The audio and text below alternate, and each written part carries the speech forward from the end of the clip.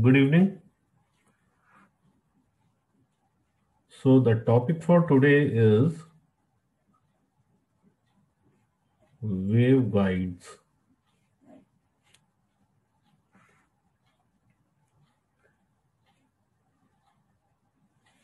Basically, if we imagine to transfer some wave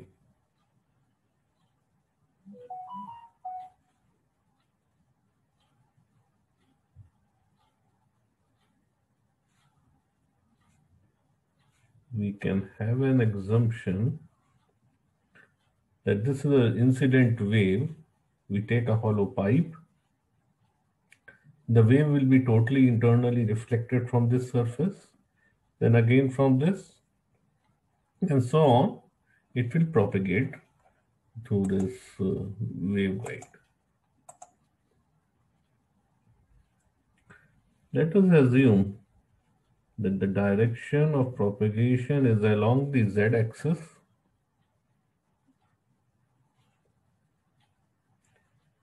and the medium inside this is non-conducting and lossless, or the losses are negligible.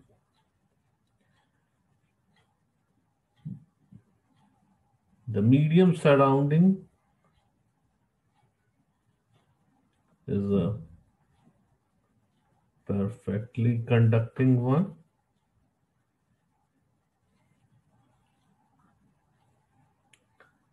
So basically, a waveguide is just like a pipe bounded by a conductor of high conductivity and is filled with a dielectric of having very low loss. So we start with the Maxwell's equations.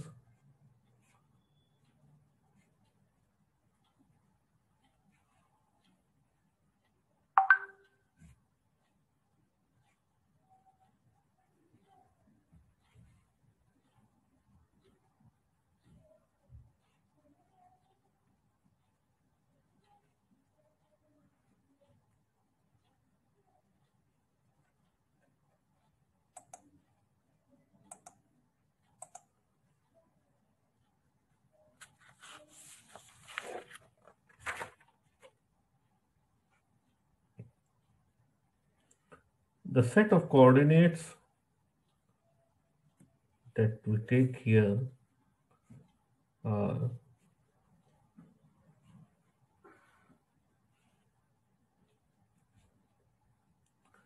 beta 1, beta 2, z being the axis of propagation, z, and the time t. These beta 1 and beta 2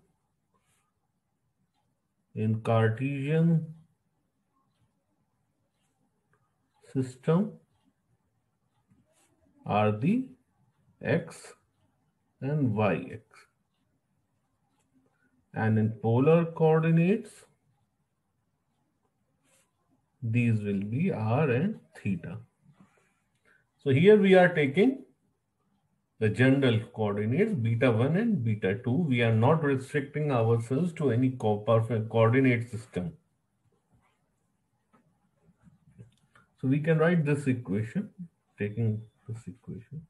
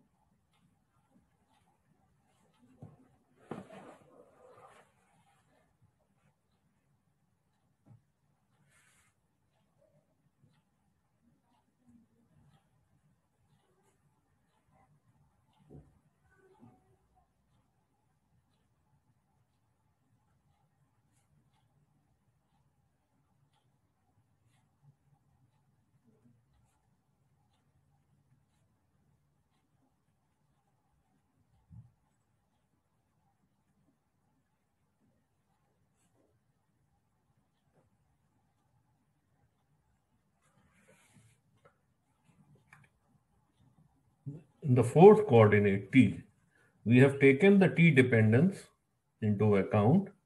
So the amplitude remains the functions of the rest three coordinates only, and this is the exponentially varying time dependent term.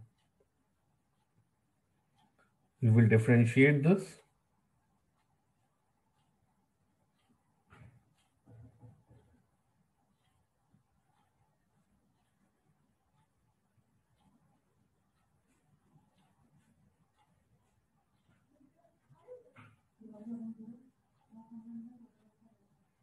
Again, converting it.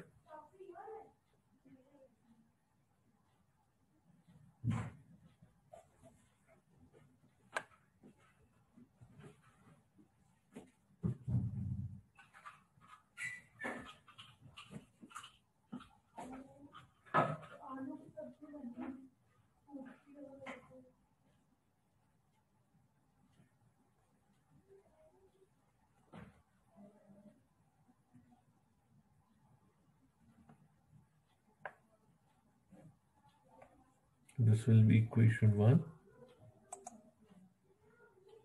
Similarly, with this equation, we will get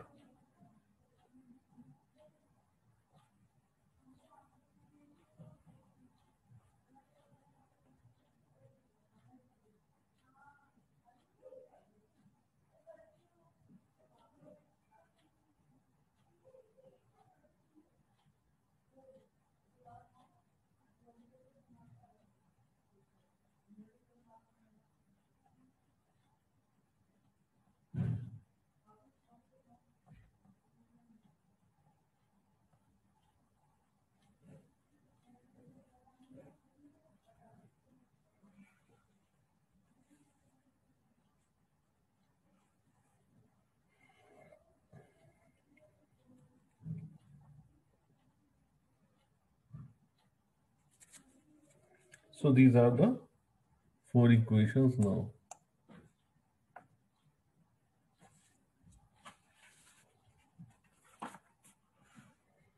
Now we will take curl of this one, del cross C.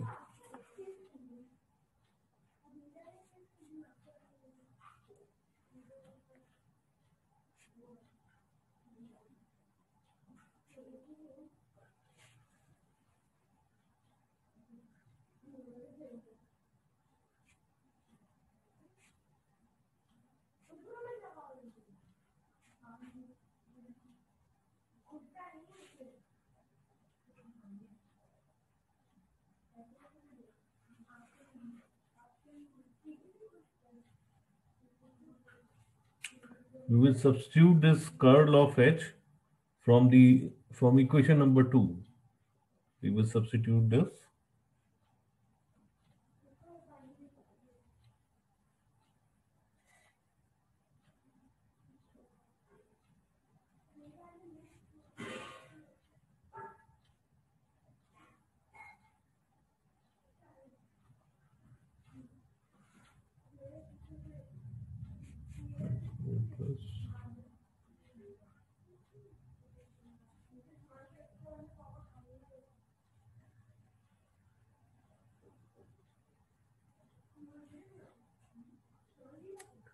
You will expand the left hand side.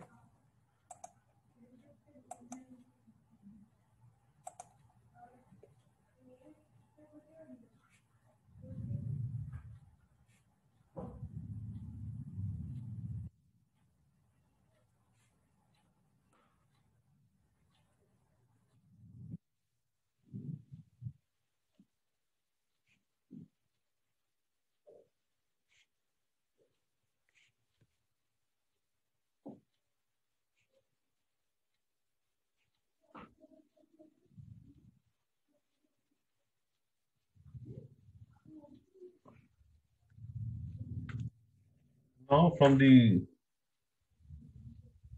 equation 3, this will be 0.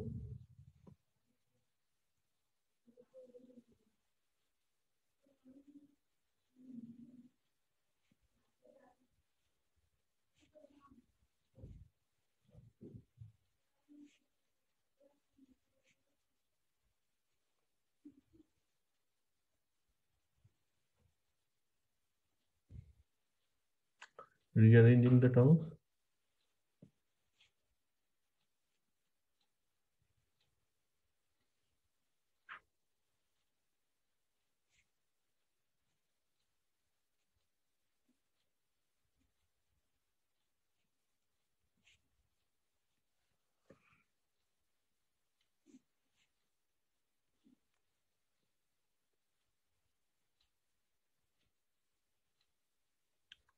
Similarly, from equation 2,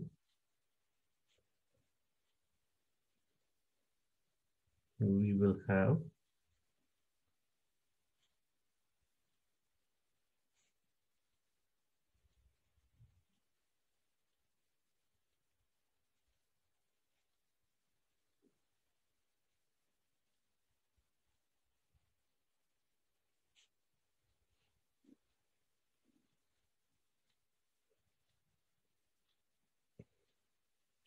the time variation we have already taken.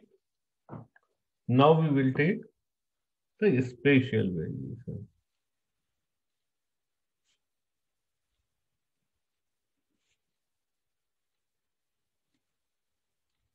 Spatial variation, direction of propagation is the z direction. So spatial variation will only be in the z direction.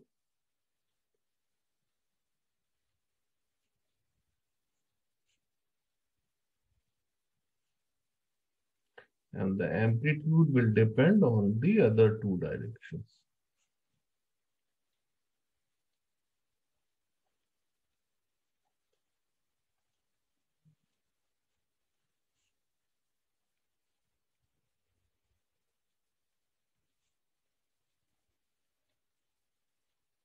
The k is the propagation constant.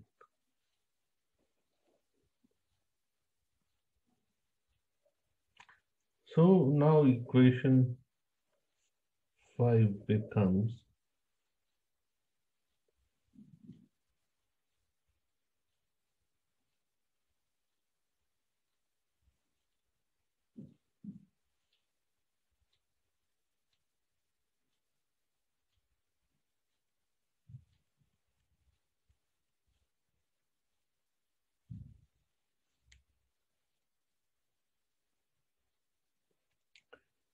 we will break this del square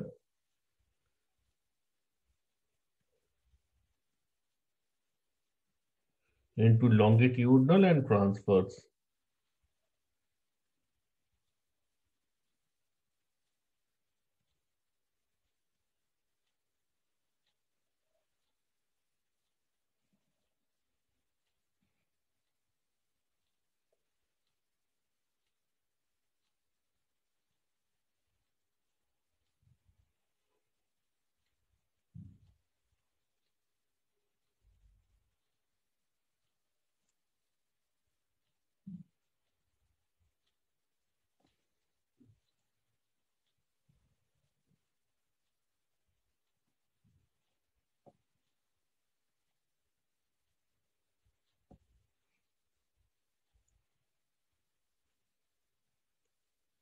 You will solve, this was the first term. We will solve the second one. We will differentiate this twice with respect to z.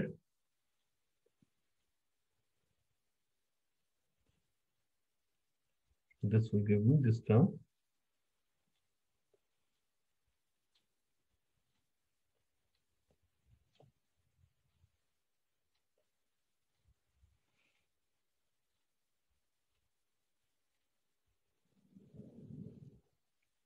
This quantity in the bracket, we will call it k dash square. So now this equation will become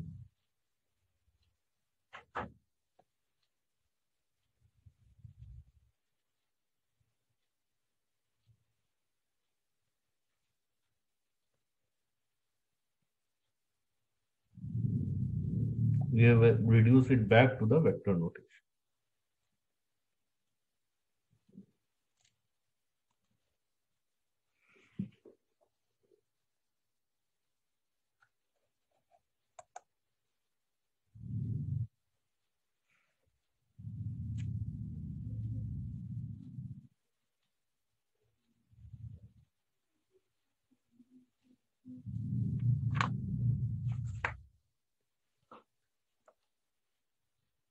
In Cartesian coordinates, their perpendicular square will have the value,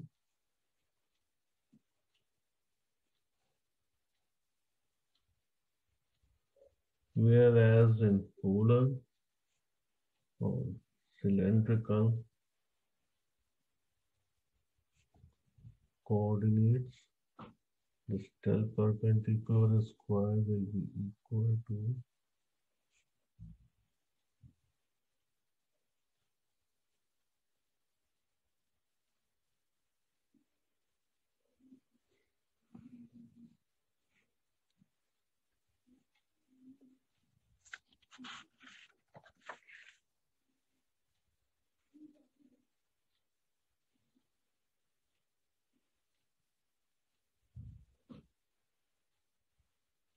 like previously, by coming across the previous equation, we have broken the vector operator into longitudinal and transverse components. Now we will break the fields into longitudinal and transverse components.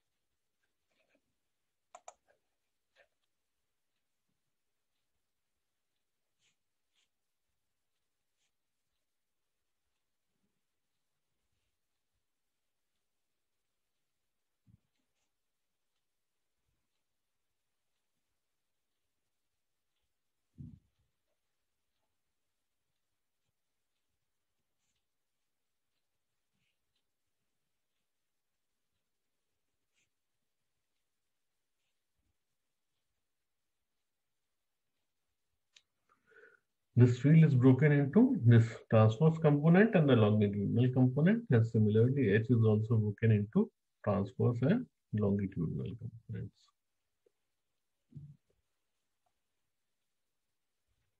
And these components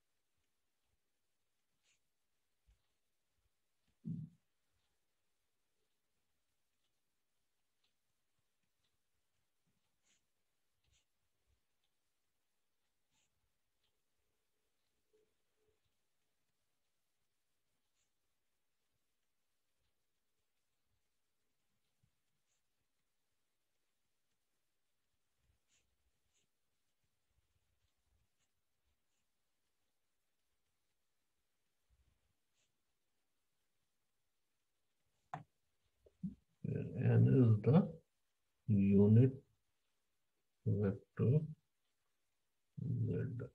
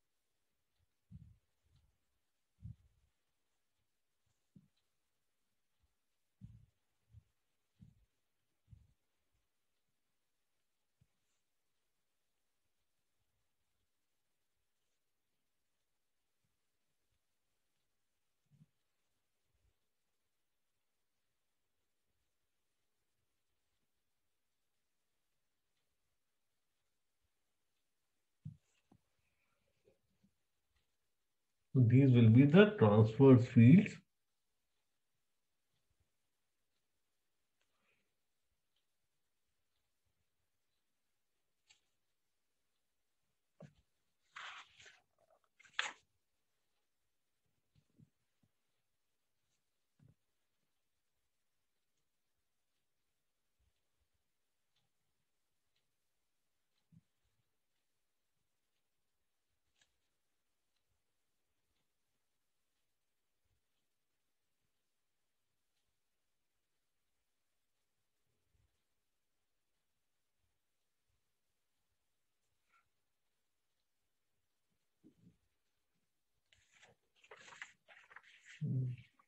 जो अभी equations लिखी थी हम लोगों ने, this equation, I will rewrite that equation.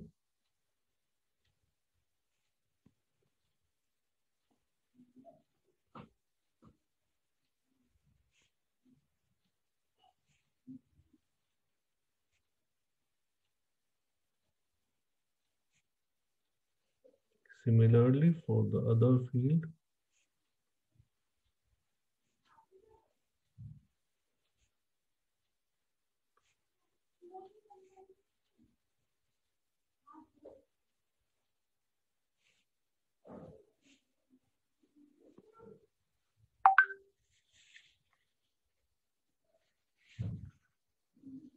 equation number 7.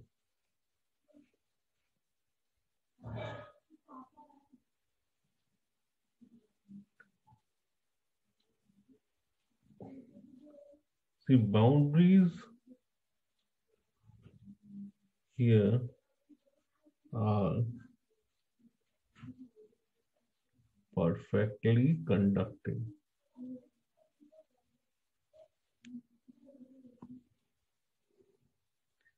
In that case, the tangential component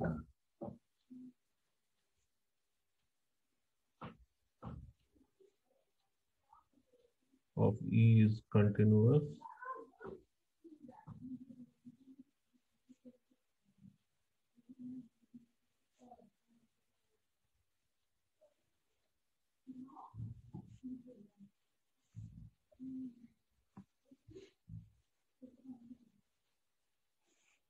This will be 0 at the boundary. And normal component of H is continuous. You must have read these boundary conditions.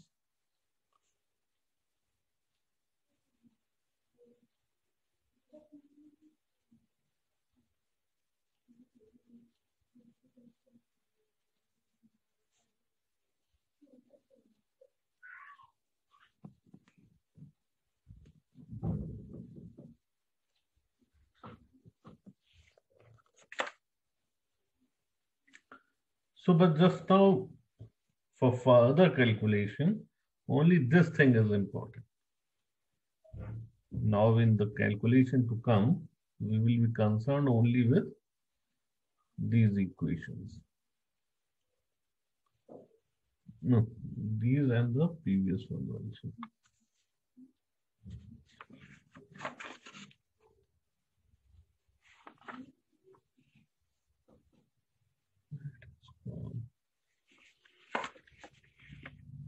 Equation जिसमें हमने perpendicular component निकाला है,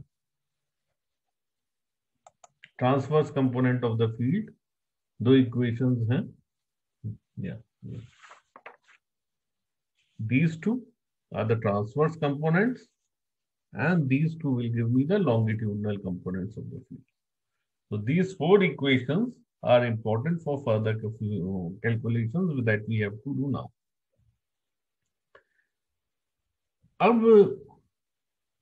We have got the four fields in terms of one another. We have the longitudinal and transverse fields in terms of longitudinal and transverse fields of other. There are three modes of propagation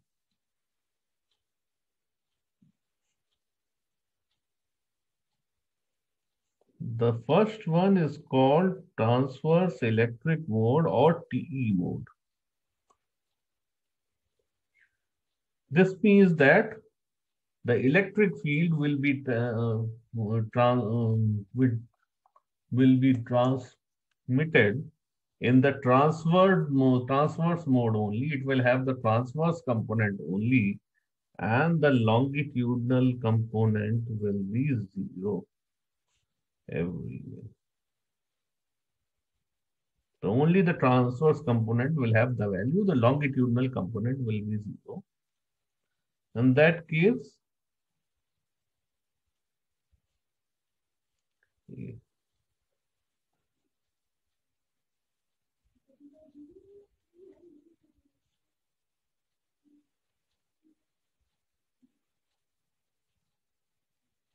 ये जो transverse field की equation थी, ये वाली देखिएगा, Ez will be 0, खाली ये term बचेगा. Similarly,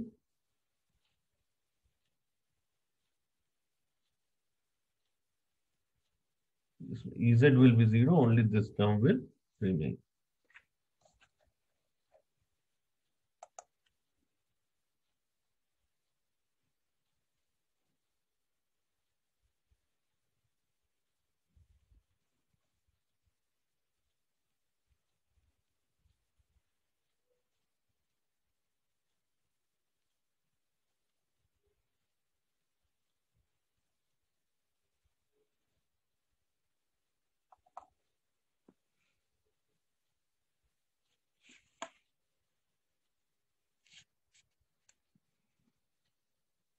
Okay.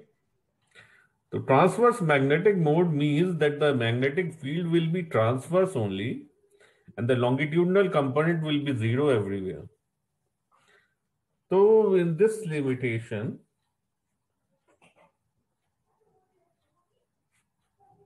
the magnetic field की value है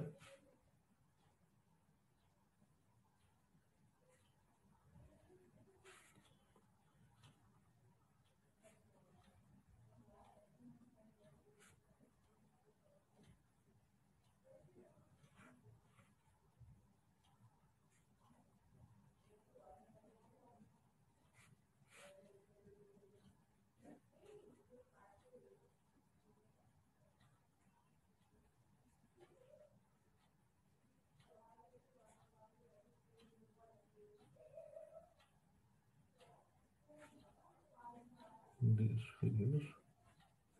Right. The third case is the transverse electromagnetic or TEM. Here, both the fields will be transverse only and both the longitudinal fields will be 0.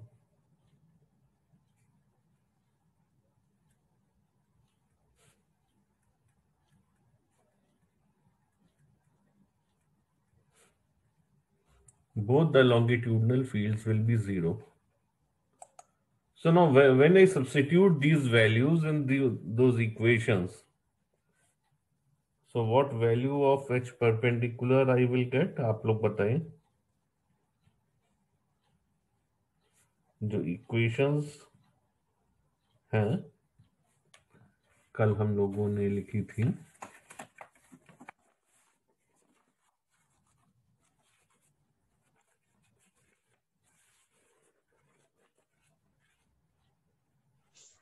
Zero है. Equation 6 0 हो जाएंगी ना दोनों field. Yes, sir. Now see that the longitudinal fields are 0 and the transverse fields are 0. तो कोई field बची? कोई field बची नहीं. All the fields will be 0 and in this No, case there will be no propagation.